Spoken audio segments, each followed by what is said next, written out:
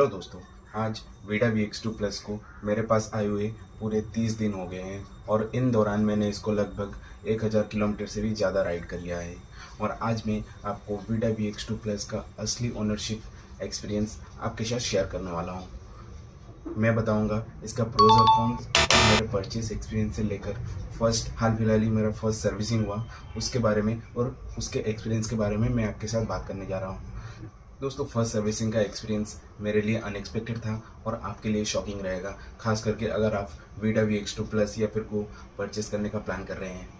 इसीलिए अगर आप ये स्कूटर खरीदने का प्लान बना रहे हैं तो इस वीडियो को एंड तक देखते रहिए। तो दोस्तों, इन दौरान मैं अपने स्कूटर से ऑफिस कम्यूट किया, सिटी ट्रैफिक में चलाया, ख़राब रोड में चलाया और स्कूटर को ऑलमोस्ट हर सिचुएशन में यूज़ किया।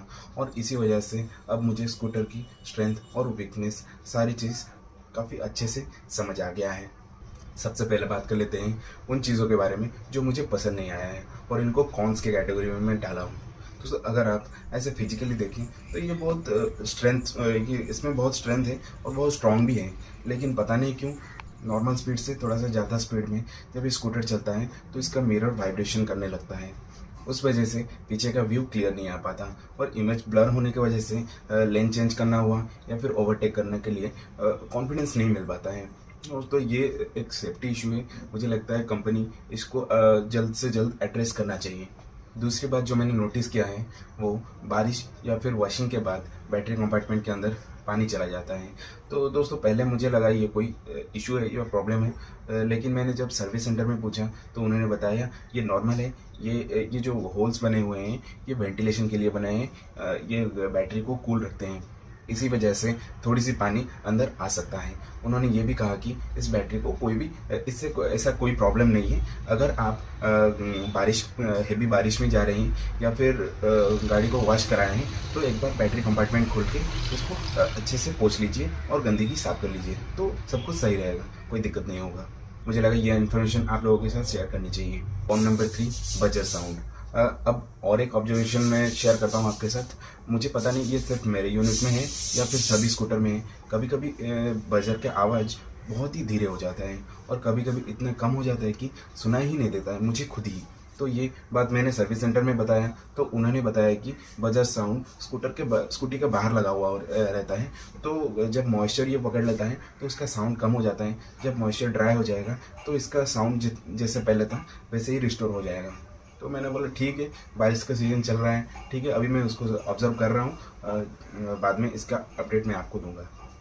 Cone number 4, fit and finish. Utility के हिसाब से स्कूटर मुझे काफ़ी अच्छा लगा, लेकिन फिनिशिंग उतनी प्रीमियम फील नहीं होता है। स्पेशली हैंडल बार का स्विचेस, बटन्स और प्लास्टिक का फिनिशिंग आपको इतना प्रीमियम नहीं लग सकता है और उसे यूज़ करने में कोई प्रॉब्लम नहीं होती। लेकिन अगर आप प्रीमियम फिट एंड फिनिश अगर चाह रहे हैं तो ये सारा चीज़ भी आपको ध्यान रखना चाहिए अगर आप वीडा VX2 प्लस या फिर वो परचेस करने की तरफ जा रहे हैं। नंबर 5 में है प्रैक्टिकल रेंज। अगर आप वीडा के शोरूम में जाएंगे और उसका रेंज पूछेंगे तो आपको वो बताएंगे ITC रेंज 143 142 कुछ ऐसा आसपास का, और नॉर्मल रियल लाइफ रेंज 100 निकाल के देता है। लेकिन बात कुछ अलग है। और ये 100 किलोमीटर का जो रेंज भी है ये 100% बैटरी चार्ज जब रहता है तब डिस्प्ले में भी दिखाता है एस्टिमेटेड रेंज 100 किलोमीटर है। लेकिन बहुत लोग सिर्फ डिस्प्ले और जो रेंज दिख रहा है वो फाइनल मान लेते हैं, लेकिन प्रैक्टिकल यूसेज थोड़ा सा अलग होता है। अगर स्कूटर फुल चार्ज है और वो इको मोड में है तो आपको लगभग 100 किलोमीटर की एस्टिमेटेड रेंज दिखाएगा। लेकिन आप थोड़ी ना इको मोड में नेक्स्ट 100 किलोमीटर चलाओगे। जब आप मोड चेंज करोगे, राइड में कन्वर्ट करोगे तो आपको एस्टिमेटेड रेंज आपको 71 किलोमीटर के आसपास दिखाएगा। और स्पोर्ट्स मोड में फर्दर अगर आप चेंज करते हो तो आपका एस्टिमेटेड रेंज और भी कम हो जाता है। और ये मैं तब बोल रहा हूँ जब बैटरी 100% फुल चार्ज है। दोस्तों, और एक चीज़ मैंने ऑब्जर्व की है, जब बैटरी लो होने लगता है तो स्कूटर का परफॉर्मेंस लिमिट करना शुरू कर देता है।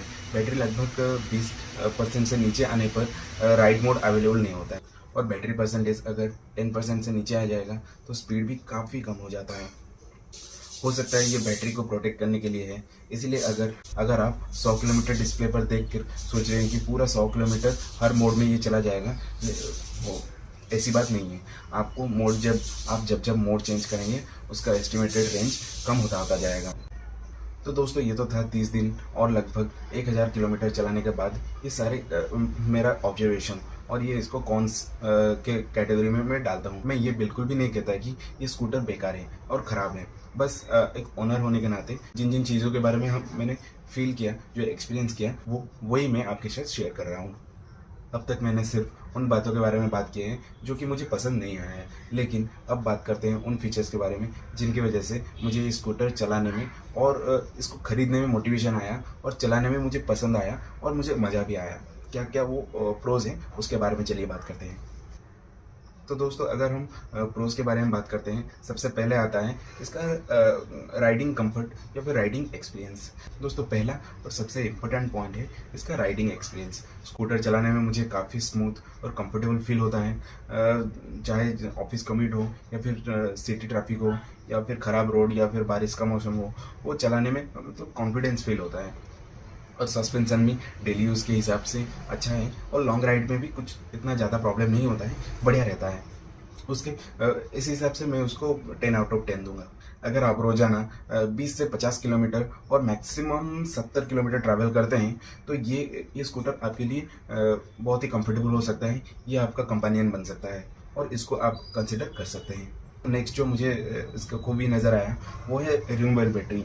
दोस्तों मेरे हिसाब से इस स्कूटर का सबसे बड़ा एडवांटेज है इसका रिमूवेबल बैटरी। इसका बैटरी आप बाहर निकाल के आप कहीं भी चार्ज कर सकते हैं। और आज भी इंडिया में बहुत लोग अपार्टमेंट या फिर रेंटेड हाउस में रहते हैं जिनका मतलब बेसमेंट या फिर ग्राउंड फ्लोर में पार्किंग में चार्ज करने का अरेंजमेंट नहीं होता है। तो उनके लिए ये गाड़ी बहुत ही अच्छा है और इसका फ़ायदा मैं भी उठाता हूँ। मैं ऑफिस या फिर घर में जब बेसमेंट में चार्जिंग करने का अरेंजमेंट नहीं हो पाता है तो मैं बैटरी को निकाल के घर में रूम में लाके या फिर ऑफिस में जहाँ मैं बैठता हूँ वहाँ में लाके इसको चार्ज कर लेता हूँ। और सेकेंडली जहाँ गाड़ी लगा है वहाँ तो आप चार्ज कर ही सकते हैं। और थर्डली आप फास्ट चार्जिंग इनका नेटवर्क है, वहाँ भी आप चार्ज कर सकते हैं। तो चार्जिंग का कोई दिक्कत नहीं है।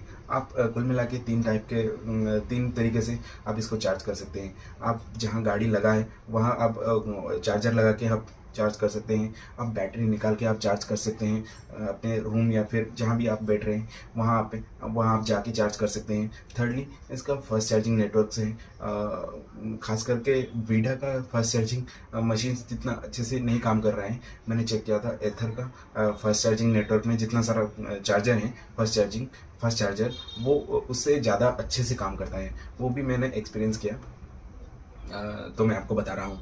तो ये बहुत बड़ा इसका एडवांटेज हो जाता है। थर्ड एडवांटेज इसका है बूस्ट मोड।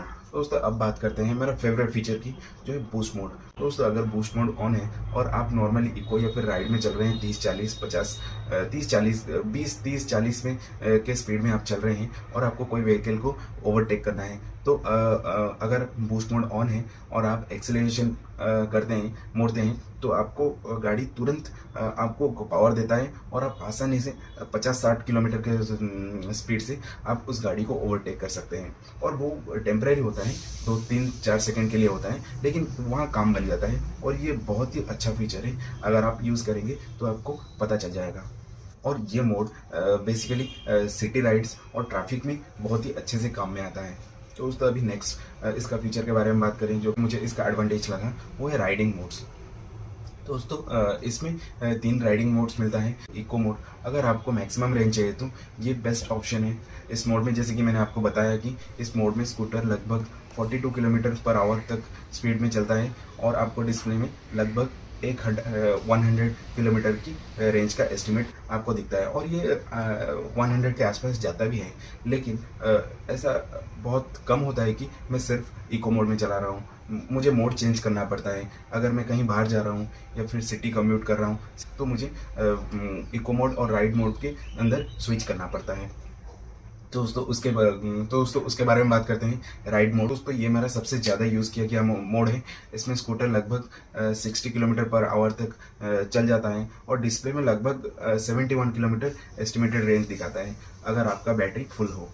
नेक्स्ट है स्पोर्ट्स मोड। अगर आपको परफॉर्मेंस चाहिए, क्विक एक्सेलरेशन चाहिए और थोड़ा सा स्पोर्टी चाहिए और आपको कुछ मतलब स्पीड का कुछ रिस्ट्रिक्शन नहीं चाहिए, तो आप इस स्पोर्ट मोड में आप इस गाड़ी को चला सकते हैं। स्पोर्ट्स मोड में लगभग आपको 80 किलोमीटर पर आवर तक इसका स्पीड चला जाता है और डिस्प्ले में लगभग 50 या 55 या फिर 60 के आसपास किलोमीटर एस्टिमेटेड रेंज आपको दिखाता है, अगर आपका बैटरी फुल हो। इसीलिए कंपनी हर टाइप के राइडर के लिए एक मोड दिया गया है। और उसके उसके अलावा एक एक पार्क मोड है, वहाँ आप गाड़ी को रिवर्स आप कर सकते हैं। तो वो आप इतना यूज़ नहीं होता है, वो आप चलाएंगे तो आपको पता चल जाएगा। दोस्तों, last but not the list, इसका लुक्स के बारे में बात करते हैं। ये मुझे मेरा खरीदने का रीज़न भी ये है। पर्सनली मुझे VW X2 प्लस का डिज़ाइन बहुत ही पसंद आया। स्कूटर बहुत ही मॉडर्न है लुक वाइज। अगर आप मेरे डिटेल ओवरव्यू में देखेंगे तो आपको इसके बारे में मतलब अच्छे से आपको समझ में आ जाएगा मैं क्या बोल रहा हूँ। तो उनमें मैं डिज़ाइन और फीचर को डिटेल में आपको उस वीडियो में मैं आपको समझाया हूँ, तो आप जाके वो वीडियो देख सकते हैं। अगर आपने मेरा डिटेल ओवरव्यू वीडियो नहीं देखा है तो उस वीडियो को जाके ज़रूर देखिए। उसमें मैं डिज़ाइन और फीचर को डिटेल में आपके साथ शेयर किया हूँ। तो दोस्तों, ये था इसका एडवांटेजेस। तो दोस्तों, अभी बात करते हैं इसका मतलब प्राइस पॉइंट क्या है। इसका जब मैंने जब ख़रीदा था ये गाड़ी, तो इसको पूरा मतलब एक्सेसरीज़ और हैचबैक के साथ ये 1,34,500 के आसपास पड़ा था। और उसके बाद मुझे स्टेट सब्सिडी 17,200 के आसपास मिला था। लेकिन कहानी यहीं ख़त्म नहीं होती, क्योंकि असली ट्विस्ट तो तब आया जब मैंने स्कूटर को फर्स्ट सर्विसिंग के लिए सर्विस सेंटर लेके गया। उसके बाद जो हुआ उसका बिल्कुल भी मुझे उम्मीद नहीं था ऐसा। तो चलिए उसके फर्स्ट सर्विसिंग का एक्सपीरियंस के बारे में बात करते हैं और क्या क्या हुआ मेरे साथ वो मैं आपको बताता हूँ। दोस्तों, सच कहूँ तो फर्स्ट सर्विसिंग से लेकर मेरा स्कूटर अभी तक बिल्कुल सही से चल रहा था। बहुत ही मैं खुश भी था, बहुत सेटिस्फाइड था।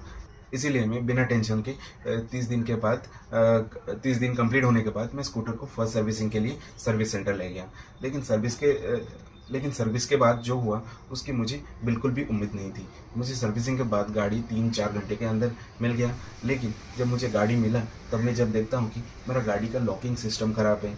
मैं जब गाड़ी स्टार्ट करता हूँ तब डायरेक्टली होम स्क्रीन से डिस्प्ले में होम स्क्रीन से सेटिंग स्क्रीन को आ जाता है। जब मैंने उनको बताया कि मुझे ये दिक्कत लग रहा है सर्विसिंग के बाद, वो मेरा सर्विसिंग से पहले ये प्रॉब्लम नहीं था, तो पहले तो उन्होंने मना कर दिया कि ये कोई बात नहीं, ये अभी शायद बारिश का महीना चल रहा है तो इसलिए आपको ऐसा लग रहा होगा। तो लेकिन मैंने जब उनको अच्छे से डिटेल में बताया तो उन्होंने कहा हाँ ठीक है, ये प्रॉब्लम है और आपका जो लॉकिंग सिस्टम ख़राब हुआ है तो उसको हम चेंज कर देंगे, 7-8 दिन के बाद आइए चेंज कर देंगे। वो तो हुआ ठीक है। लेकिन सॉफ्टवेयर का जो प्रॉब्लम आ रहा था सर्विसिंग के बाद, उसके बारे में जब मैं बात की तो उन्होंने बताया कि आपका गाड़ी फिर 3-4 दिन रखना पड़ेगा, हमारा इंजीनियर देखेंगे और उसको फिर आपका प्रॉब्लम सॉल्व हो सकता है। उसका एश्योरेंस भी मुझे नहीं दिया। तो मैंने बोला नहीं, मैं गाड़ी फिर चलाता हूँ 4-5 दिन, फिर फिर मैं सोचूंगा मैं आपको गाड़ी दूंगा या नहीं दूंगा, क्योंकि मुझे डेली अपना गाड़ी यूज़ होता है 50 से 60 किलोमीटर। तो मैं बाद में इसको बताऊंगा दूंगा या नहीं दूंगा। और एक चीज़ मैं भूल गया बताने को। सर्विसिंग के बाद मुझे लगा कि इसका एक्सीलरेशन थोड़ा सा कम हो गया है, इसका पिकअप थोड़ा सा कम हो गया है। जब मैं जितना थ्रोटल देने के बाद जितना स्पीड अटेंड करता था मेरा गाड़ी सर्विसिंग के बाद, उतना थ्रोटल देने के बाद उतना स्पीड रिटेन नहीं करता है मेरा गाड़ी। तो ये भी चीज़ मैं नोटिस किया। वो उसको मैं आगे उसको देख रहा हूँ, ऑब्जर्व कर रहा हूँ, क्या होगा इसका अपडेट में भी आपको दे सकता हूँ अगर मुझे इम्पोर्टेंट लगे ये चीज़। सबसे इम्पोर्टेंट सवाल कि क्या मैं 30 दिन और 1000 किलोमीटर चलाने के बाद आपको VW X2 प्लस रिकमेंड करता हूँ? तो मेरा जवाब है हाँ, लेकिन कुछ कंडीशन के साथ। अगर आपका डेली यूज़ सिटी राइड में है और आपको 60 से 70 किलोमीटर ही एक दिन में आपको चलाना है और आपको इतना प्रीमियमनेस से फ़र्क नहीं पड़ता है, तो आप ये गाड़ी ज़रूर से ले सकते हैं। और बाकी वहाँ जाके आप अपने लोकल अपने लोकल एरिया में सर्विस सेंटर में जाके आप पता कर लीजिए लोगों से तो कि उनका क्या फीडबैक है और उनका क्या सर्विसिंग है, तो वो भी आप ज़रूर से चेक कर लीजिए। तो उसके बाद और कोई दिक्कत नहीं है, आप ये गाड़ी ले सकते हैं, कोई दिक्कत नहीं है। बहुत ही बढ़िया गाड़ी है और कंफर्टेबल उसका राइडिंग है, तो आपको रिग्रेट फील नहीं होगा। तो दोस्तों नेक्स्ट वीडियो में मैं इसका रेंज टेस्ट करने वाला हूँ, पूरा इको मोड में, राइड मोड में, स्पोर्ट्स मोड में ये कितना रेंज निकाल के देता है उसके बारे में हम डिटेल में चेक करेंगे और रिजल्ट में आपको प्रैक्टिकली करके दिखाऊंगा। तो अगर आप हमारा चैनल को सब्सक्राइब नहीं करें हैं तो ज़रूर से सब्सक्राइब कर दीजिए और इस वीडियो को लाइक कर दीजिए और बेल आइकन भी दबा देना, आप फ्यूचर के कोई भी अपडेट मिस नहीं करना चाहते। तो दोस्तों आज के लिए इतना ही, गुड बाय।